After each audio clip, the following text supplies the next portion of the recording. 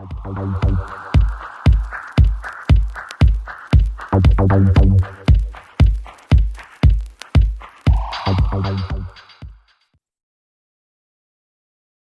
guys, and welcome back to our channel. Today we are here with NaTaya Paige, who is a past KLR pharmacy technician student.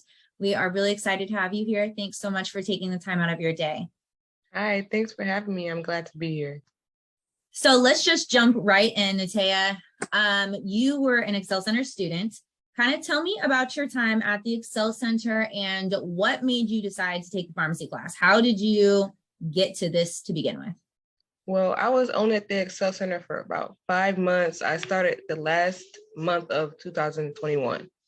And I didn't even know like pharmacy technician was a thing. I had no idea. I just knew about the certification classes. I was going to do MA, but I'm like really squeamish. So my teacher told me about pharmacy technician. I was like, what is that? So she told me about it and I was like really interested and she signed me up. That's basically where I started. That's awesome. You did super, super great too. You were Noblesville Excel Center, right? Yes. That's what I thought. Okay. So what was your experience like with the course at KLR Pharmacy Technician Training School? What did you think? Do you remember how many students were in your class or about how many, et cetera? It was about like around 30 to 35 students, I think. And I think it was really good.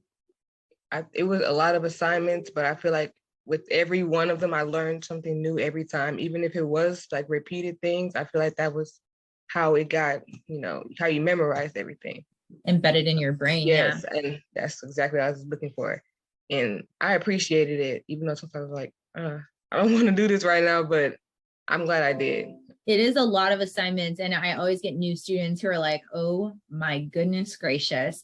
And I get a lot of students also who are like, how am I going to remember everything before the midterm or the final? And I'm like, trust me, if you just do all these assignments, you're going to do so many assignments of the same thing, you're going to remember it. So I always think it's so funny because people are like panicking and I'm like, trust me, you're going to remember it. So, and you killed the course. I remember you were on top of your game the whole 8 weeks. You did awesome. I believe you were one of the people that I tested actually first because you were like so ahead. You did great. Where are you currently working and what is your title? Let's get into the exciting stuff. I work at St. Vincent's Women's Hospital and I'm a pharmacy technician. In the inpatient pharmacy, correct? Yes, inpatient. Awesome. So what does a rundown of your day look like at that position?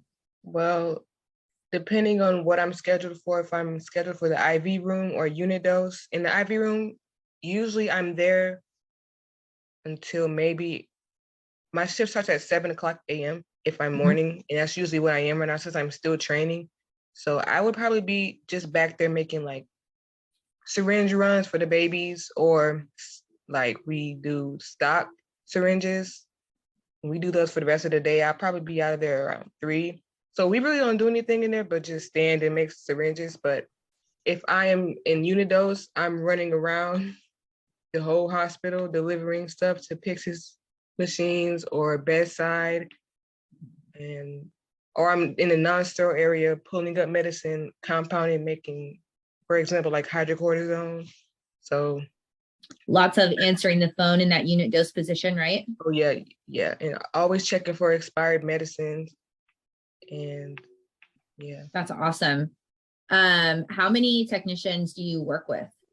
Right now I work with 3 plus 3 other PRNs. Awesome. Like twice a month. Okay. How many pharmacists are in the department that you work in? I'm gonna say like maybe like 6. Okay. So definitely they rotate. Okay. They rotate. How many do you usually have working at one time? 3, and then 1 comes for the evening shift, which is around like 2. So eventually 4. Okay. Do you work any evenings? I've worked 2 evenings and it was okay. So do other technicians work evenings? Yes. Okay. So you just ended up getting a full day position at your first job? Well, we have a rotating shift. So some days I may work evenings. Some days I might not. Just like I wouldn't work a weekend, or I will work a weekend. It's just depends. But I've only like mostly worked day shifts for 10 hours, 4 days a week. So yeah, so I wanted to touch base on that too. So you're working 4 days a week, 10-hour days instead of working 8-hour shifts 5 days a week. So do you get off the same 3 days a week? No, it No. depends. Okay. Okay. And do you work weekends? I work 2 weekends a month, so every other weekend. Every other weekend. Okay. And so then they depend on which day you get off through that. Yeah. That's awesome. What things did you learn in class that you feel like you would use that you use often as a pharmacy technician now? Well, I feel like mostly was the 200 drugs at like the end. I feel like it's just good to know when I'm pulling patient specific medicines. I can just know why they're taking that. I think it's fun to me. We like even reading labels and the SID codes. That's mostly, at least for right now, is things that I could put into practice. Yes. As you're training. How long have you been in this position? For 2 months. Okay, so super new still. So you're still learning all kinds of things. That's really cool. Yes. Do you mean when you say the top 200 drugs at the end, do you mean at the end of chapter 1? Yes. Yes. Yes. So if you are a current student or a future student of KLR, don't let chapter 1 scare you. NaTaya can tell you chapter 1 is your BFF. We use that one a lot.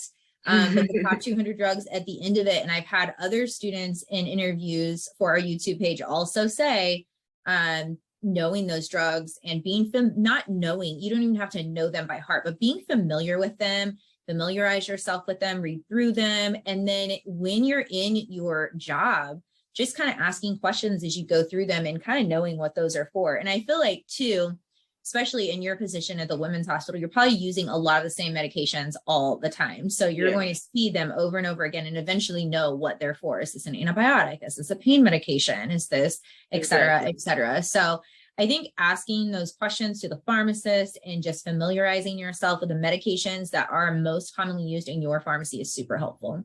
Yeah.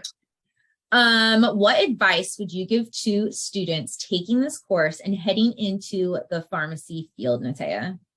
I just feel like, just like with everything else, to put time aside for this, because you will need time and to actually pay attention, because even if you don't want to do pharmacy and you just have to do a certification class, I feel like you will use this information even just for everyday things. You don't have to be a pharmacy technician you don't have to want to be one. I feel like you could just use this information for everything. Definitely. I think that's awesome.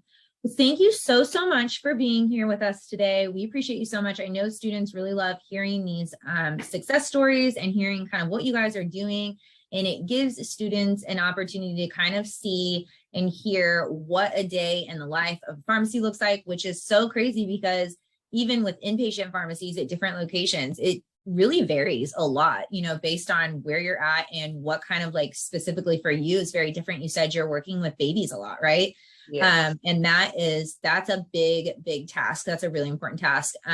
But there are definitely pharmacies that rarely, make syringes and medications for babies. So I think that's really cool that you're doing that. And do you remember the assignment that we did on Emily's Law? Yes. Is that something that you think about in your head often, especially now when that you're I'm in your position? When I'm like the D10, D5, I'm like, I get nervous. That's why I was nervous to go in there. Yes. So you have to just be super careful. And, there are lots of balances and checks in place to make sure no mistakes are being made, but just keeping in mind to take your time and really be cautious and treat your patients exactly how you would want to be treated. And in your case, how you would want your own child to be treated. I think that's really important. You're taking care of someone else's newborn baby. So it's really cool that you're doing that. We are so proud of you. And thank you again for being here. And we will talk to you soon, NaTaya. Okay.